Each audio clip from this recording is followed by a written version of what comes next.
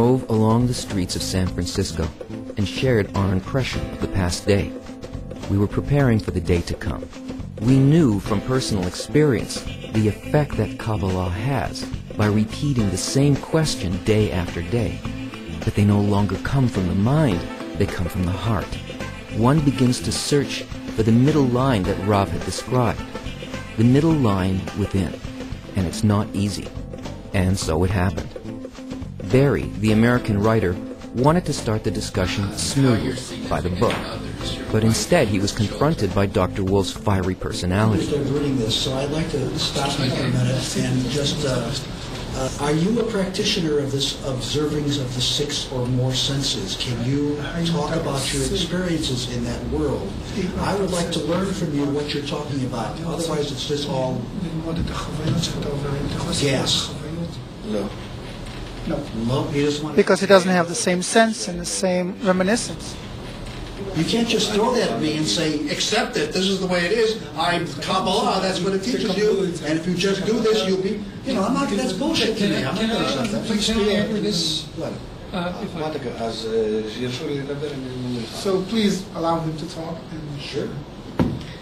The wisdom of Kabbalah states that reality is only a will to receive, for self-fulfillment. That desire is built through expansion of the upper light. Light is giving, bestowal, love. We call it creator. It created something called a clear vessel, or a desire to enjoy, which wants to be fulfilled by precisely what is in the light. And then Rav began to describe 4 phases of the upper light. If the creature receives pleasure, the creator enjoys. If the creature doesn't enjoy, the creator does not enjoy.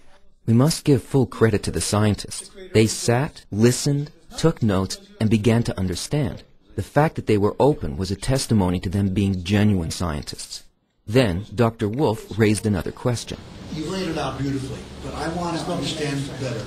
Just, if I may, see if I understand this right. 1, there is a creator who desires to give.